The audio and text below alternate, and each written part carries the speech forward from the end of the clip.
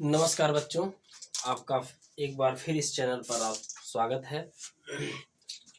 हम पढ़ रहे हैं विद्युत धारा और यह पाठ 18वां है। आज हम पढ़ेंगे वैद्युत ऊर्जा व धारा का ऊष्मीय प्रभाव। इसमें हम परिभाषा समझेंगे, इसके फार्मूले क्या होते हैं, ऊर्जा क्या है, ऊष्मा क्या है, ऊर्जा का मात्रक क्या होता है, ऊष्मा का मात्रक क्या होता है। तो यह बोर्ड परीक्षा के लिए तो इम्पोर्टेंट है ही, लेकिन यह आगे जो कंपटीशन वाले स्तर की परीक्षाएं जैसे पॉलिटेक्निक हुई और अन्य परीक्षाओं के लिए भी बहुत लाभदायक सिद्ध होगा। तो चलते हैं, स्टार्ट करते हैं। पहला प्रश्न है हमारा, पहला टॉपिक है वैद्युत ऊर्जा व धारा का ऊष्मीय प्रभाव। देखिए, ऊर्जा जो होती है जूल में मापी जाती है और ऊष्मा कैलोरी में। ऊष्मा कैलोरी में मापी जाती है और ऊर्जा किस में मापी जाती है, जूल में। तो यहाँ पर ऊर्जा हम W से प्रदर्शित करेंगे, यानी वर्क कार्य करने की क्षमता ही तो ऊर्जा होती है। और तो हम कहेंगे वैद्युत ऊर्जा क्या होती है, तो कह रहा है कि यदि कोई चालक है, कोई चालक तार है, तो उसमें जो आवेश प्रवाहित होता है, आवेश प्रवाहित होने पर जो क्या होती है, ऊर्जा व्यय होती है, उसी ऊर्जा को कहा जाता है वैद्युत ऊर्जा। यानी किसी भी तार में, जैसे मान लीजिए तार है, चालक तार है, तो उसमें जब भी आवेश प्रवाहित होगा तो आवेश क्या होगा, मतलब ऊर्जा जो होगी वह व्यय होगी। इसी ऊर्जा का नाम है वैद्युत ऊर्जा। इसको हम W से प्रदर्शित करेंगे। फिर है धारा का ऊष्मीय प्रभाव। धारा का ऊष्मीय प्रभाव जब कह रहा है कि जब किसी चालक तार में या किसी चालक में धारा प्रवाहित होती है तो वह तार का या चालक का ताप बढ़ जाता है। इसी घटना को कहते हैं हम धारा का ऊष्मीय प्रभाव। हम दोनों पर जो है फार्मूले प्राप्त करेंगे और इस पर सवाल करेंगे। तब इसके बाद फिर हमारा जो अगला टॉपिक रहेगा वह रहेगा शक्ति व सामर्थ्य। तो चलिए स्टार्ट करते हैं। पहला प्रश्न है, मतलब पहला पॉइंट है वैद्युत ऊर्जा। देखो, पहली हेडिंग है हमारी वैद्युत ऊर्जा होती क्या है। वैद्युत ऊर्जा, वैद्युत ऊर्जा, पहला पॉइंट हमारा वैद्युत ऊर्जा। वैद्युत ऊर्जा को इलेक्ट्रिक एनर्जी कहेंगे। वैद्युत ऊर्जा हमारा जो पहला पॉइंट है वैद्युत ऊर्जा। वैद्युत ऊर्जा होती क्या है, इसको हम देखेंगे। किसी चालक में आवेश प्रवाहित होने पर, मतलब कह रहा है कि किसी चालक में, यहां से देखते हैं, कह रहा है किसी चालक में, किसी चालक में आवेश प्रवाहित होने पर, आवेश प्रवाहित होने पर, आवेश प्रवाहित होने पर जो ऊर्जा व्यय होती है, जो ऊर्जा व्यय होती है,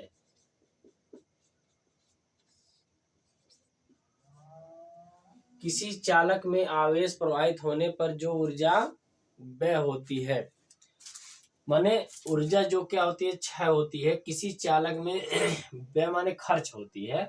किसी चालक में आवेश प्रवाहित होने पर या होने के कारण जो ऊर्जा व्यय होती है, प्रवाहित होने पर जो ऊर्जा व्यय होती है, क्या कहलाती है, वैद्युत ऊर्जा कहलाती है। क्या कहलाती है, वैद्युत ऊर्जा कहलाती है, वैद्युत ऊर्जा कहलाती है, वैद्युत ऊर्जा कहलाती है। तो वैद्युत ऊर्जा क्या है? इलेक्ट्रिक एनर्जी, किसी चालक में आवेश प्रवाहित होने या होने के कारण जो ऊर्जा व्यय होती है उसे क्या कहते हैं? वैद्युत ऊर्जा कहा जाता है। अब इसका जो फार्मूला देखेंगे, फार्मूला क्या होता है, इस फार्मूले को हम समझेंगे। तो कह रहा है वैद्युत ऊर्जा क्या है? 1 नंबर का प्रश्न पूछा जा सकता है, किसी चालक में आवेश प्रवाहित होने के कारण या होने पर जो ऊर्जा व्यय होती है उसे क्या कहते हैं? वैद्युत ऊर्जा कहते हैं। जो ऊर्जा व्यय होती है उसको कहते हैं वैद्युत ऊर्जा। अब देखते हैं फार्मूला क्या है। वैद्युत ऊर्जा बराबर, वैद्युत ऊर्जा बराबर होता है, वैद्युत ऊर्जा W बराबर होता है V गुणे Q। ये कहाँ से आया? पिछले टॉपिक में, मतलब पिछले अध्याय में हमने पढ़ा था, इसी अध्याय में और कुछ पिछली वीडियो में पढ़े थे। ये कहाँ से आया है? क्योंकि जो विभव होता है V बराबर W बाई क्या होता है? Q। V बराबर होता है W बाई Q। अब देखो यहां से हम कुछ प्रश्न बनाएंगे। इसको मान लेते हैं इक्वेशन नंबर, इसको मान लेते हैं इक्वेशन नंबर 1। यह है कौन सा? Equation number 1। अब यहाँ से हम कई जो है सूत्र प्राप्त करेंगे। वैसे V बराबर W बाई Q होता है, जिस पर हमने सवाल भी कर लिए थे, लेकिन W क्या है? वैद्युत ऊर्जा है, तो W बराबर V गुणे Q। क्योंकि कार्य है, लेकिन कार्य करने की क्षमता ही तो ऊर्जा है। जो कार्य करेगा तो इससे क्या उत्पन्न होगी? ऊर्जा। अब देखिए, चूंकि फार्मूला बना रहे हैं, चूंकि Q बराबर होता है I T, आवेश I बराबर Q बाई T होता है, तो Q बराबर होता है I T। ठीक है, आवेश बराबर होता है धारा गुणे समय, और धारा बराबर होता है Q बाई T। अतः इसलिए समीकरण 1 से, समीकरण 1 से, यानी समीकरण 1 में यह मान रख देंगे तो क्या फार्मूला आ जाएगा? W बराबर आ जाएगा, W बराबर आ जाएगा VI T। यह भी हमारा मात्रक हो गया, किसमें आ जाएगा? ये जूल। ऊर्जा जूल में मापी जाती है, जूल। इसको बना लेते हैं इक्वेशन नंबर 2। ठीक है, यहाँ तक तो ठीक है। Q बराबर IT हो गया, और इसके बाद Q का मान यहाँ समीकरण नंबर 1 में हमने रख दिया, तो यह हो गया W बराबर VI T। पुनः और फार्मूला हम बनाएंगे, आगे देखेंगे। चूंकि V बराबर होता है, चूंकि V बराबर होता है IR, V बराबर IR, इसलिए समीकरण 2 में मान रखने पर, इसलिए समीकरण 2 से, इसलिए समीकरण 2 से, ठीक है, समीकरण 2 से देखेंगे क्या है। समीकरण 2, यह मान उठाकर इसमें रखेंगे V के स्थान पे, तो W बराबर हो जाएगा IR गुणे IT, यानी कि W बराबर I स्क्वायर RT। यह मान किस में आएगा? यह मान आएगा जूल में। किसमें मान आएगा? यह जूल में आएगा। पुनः देखेंगे, पुनः चूंकि क्या होता है, I बराबर होता है V बटे R, अतः समीकरण 2 से, अतः समीकरण 2 से, समीकरण 2 से देखेंगे तो W बराबर हो जाएगा, V के I के स्थान पर रखना ना, तो V पहले से है, और गुणे V बटे R हो जाएगा, और यहाँ पर हो जाएगा T। यानी कि यहाँ देखो लिख रहे हैं, यहाँ पर, यहाँ से भी यहाँ देखेंगे, यानी कि W बराबर हो जाएगा V square T by R। यह हो जाएगा, किस में आ गया मान, यह है जूल में आ गया। यानी कह रहा कि अगर किसी चालक में आवेश प्रवाहित हो रहा है तो उसके कारण जो ऊर्जा व्यय होती है उससे वैद्युत ऊर्जा कहते हैं, और वैद्युत ऊर्जा का फार्मूला होता है W बराबर V गुणे Q। यहाँ से हम कुछ फार्मूले प्राप्त करेंगे, चूंकि Q बराबर होता है IT। क्या होता है Q बराबर IT? तो समीकरण 1 से क्या करेंगे, इसको इसमें रख देंगे Q के स्थान पर, तो VIT ये भी हमारा फार्मूला बन गया। आगे मिलेगा आपको W बराबर VIT। ठीक है, अब देखो इसी प्रकार क्योंकि V बराबर होता है IR, इसको हम समीकरण नंबर 2 में V के स्थान पर IR रख देंगे तो आ जाएगा समीकरण, तो कितना आ जाएगा, W बराबर I स्क्वायर RT आ जाएगा। यह भी किस में आ गया मान, जूल में। फिर इसमें देखो चूंकि I बराबर V बटे R होता है, अतः समीकरण 2 से W बराबर V गुणे P बटे आर टी हो जाएगा, यानी V square T by R। ये जो फार्मूला है विभवांतर और धारा के पद में है, विभवांतर व धारा के पद में ऊर्जा का सूत्र है। यह जो फार्मूला है धारा और प्रतिरोध के पदों में है। किसमें है, धारा और प्रतिरोध के। यह जो है धारा व प्रतिरोध के पदों में है, और यह जो है किसमें है, यह वाला विभवांतर व धारा के पदों में है ऊर्जा का सूत्र। और यह वाला जो फार्मूला है किसमें है, विभवांतर और प्रतिरोध के पदों में है। इसमें से जिस पद में होगा उसमें हम ऊर्जा की मतलब ऊर्जा की गणना कर ले जाएंगे। ठीक है, अब जो है अब हम देखेंगे वैद्युत धारा का उष्मीय प्रभाव। देखो यहाँ तक समझ में आ गया होगा। वैद्युत धारा आपको फार्मूले केवल ध्यान रखने हैं, परिभाषा बस ये तो हमने पढ़ लिया है। तो W बराबर होता है VIT, W बराबर I स्क्वायर RT होता है, और W बराबर होता है V स्क्वायर T बटे R होता है। ठीक है, यहाँ तक ये हमारा मान हो गया जूल में। अब हम पढ़ेंगे वैद्युत धारा का उष्मीय प्रभाव। तो वैद्युत धारा का उष्मीय प्रभाव अब हम अगले टॉपिक में देखेंगे। यह कह रहा है,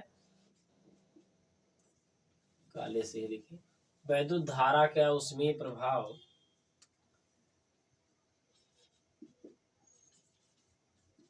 वैद्युत धारा का उष्मीय प्रभाव।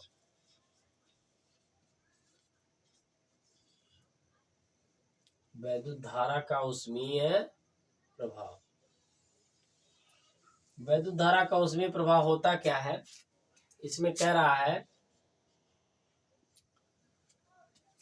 मैंने कह रहा है कि वैद्युत धारा के प्रवाह से किसी चालक अथवा किसी चालक तार में के ताप में होने वाली वृद्धि को क्या कहते हैं, वैद्युत धारा का उष्मीय प्रभाव कहा जाता है।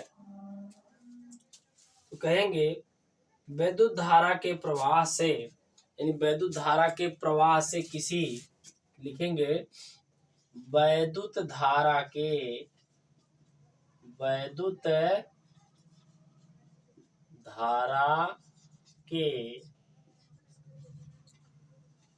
प्रवाह से, वैद्युत धारा के प्रवाह से किसी चालक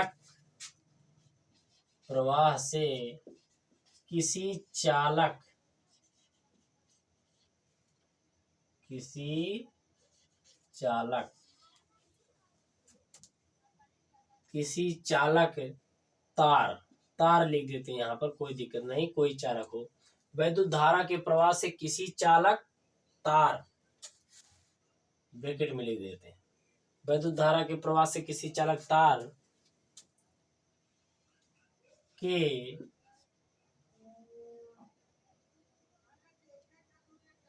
वैद्युत धारा के प्रवाह से किसी चालक तार के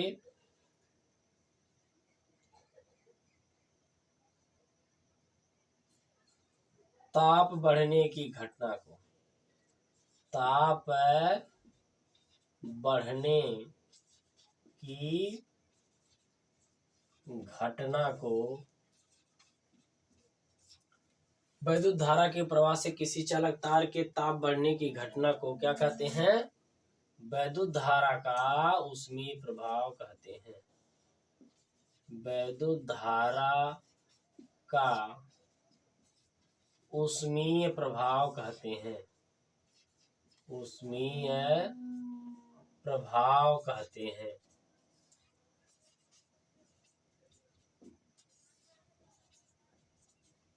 तो कह रहा वैद्युत धारा के प्रवाह से किसी चालक तार के ताप बढ़ने की घटना को वैद्युत धारा का ऊष्मीय प्रभाव कहा जाता है। इसे जूल का ऊष्मीय प्रभाव भी कहते हैं। इसे जूल का ऊष्मीय प्रभाव भी कहते हैं।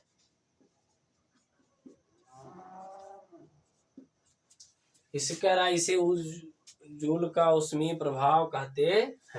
ठीक है। वैद्युत धारा के प्रवाह से किसी चालक तार के ताप बढ़ने की घटना को क्या कहा जाता है? वैद्युत धारा का ऊष्मीय प्रभाव। वैद्युत धारा का ऊष्मीय प्रभाव क्या है?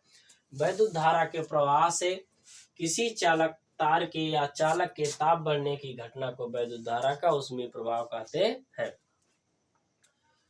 चूंकि यही ऊर्जा ही तो ऊष्मा में कन्वर्ट होती है ना, तो लिखेंगे यहाँ पर हम देखेंगे, क्योंकि H ही तो क्या है? हीट माने क्या होता है? ऊष्मा।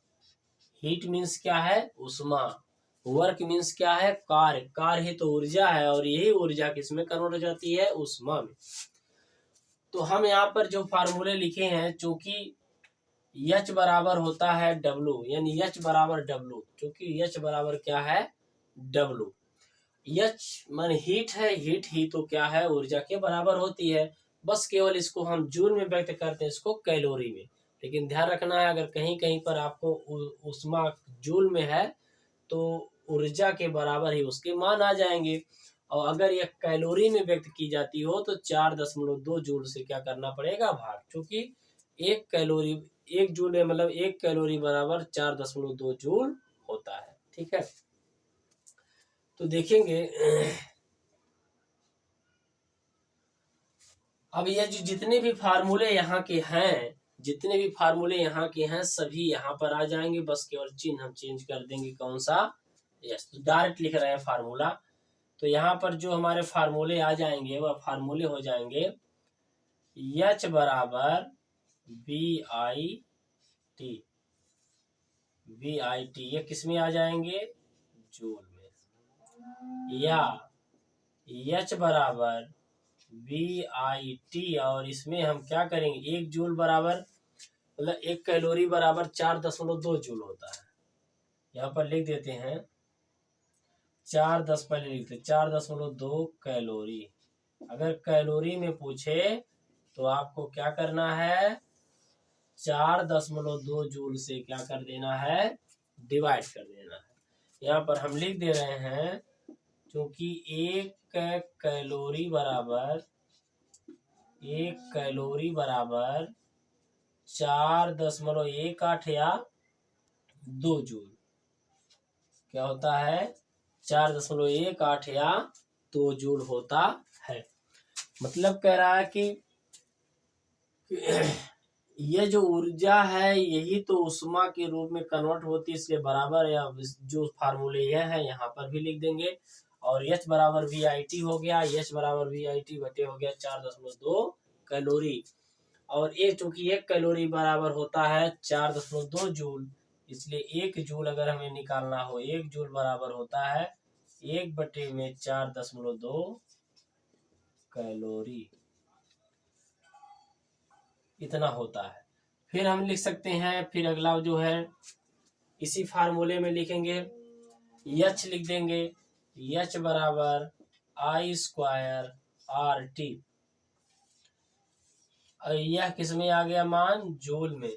या ऐसे भी लिख सकते हैं इसे, H बराबर I² RT/4.2 किस में आ जाएगा? कैलोरी में। कितना आ जाएगा? यह कैलोरी में मान आ जाएगा। ठीक है। और तीसरा जो हमारा फार्मूला हो जाएगा H बराबर हो जाएगा V² T/R। ये किसमें मान आएगा? ये जूल में आएगा। या कैलोरी में करना हो तो H बराबर V² T/4.2R। ये किसमें आ जाएगा मान? कैलोरी में। ये मान किसमें आ जाएगा? कैलोरी में ये मान आ जाएगा। ठीक है, तो ये जो थे विद्युत धारा व धारा के उसमें प्रभाव में कुछ कंसेप्ट थे, कुछ फार्मूले थे, परिभाषाएं थी, कंसेप्ट, और इन्हीं सूत्रों की सहायता से अब हम आगे के जो अगला लेक्चर होगा हमारा पार्ट 19 वाला, उसमें हम इस पर सवाल करेंगे। कम से कम 5-6 सवाल करेंगे। इसमें से भी आपको कुछ परीक्षा में सवाल जरूर मिलेंगे। और आगे जो भी पढ़ना है, वैद्युत ऊर्जा, वैद्युत सामर्थ्य जो पढ़नी है, उसमें क्या करना है, यह वाले टी को हटा देना है। सामर्थ्य में टी को हटा देना है, ऊर्जा में से चाहे उष्मा में से टी को हटा देना है, तो हमारा क्या बचा है? शक्ति या सामर्थ्य। फिलहाल पहले हम क्या करेंगे, इस पर कुछ प्रश्न करेंगे, तो अच्छे से देखिएगा और ध्यान से पढ़िएगा। यह वीडियो एक सीरियल में है और यह कहीं टूटेगी नहीं, इसलिए इसको अच्छे से पढ़िएगा। धन्यवाद, फिर मिलेंगे अगली वीडियो में।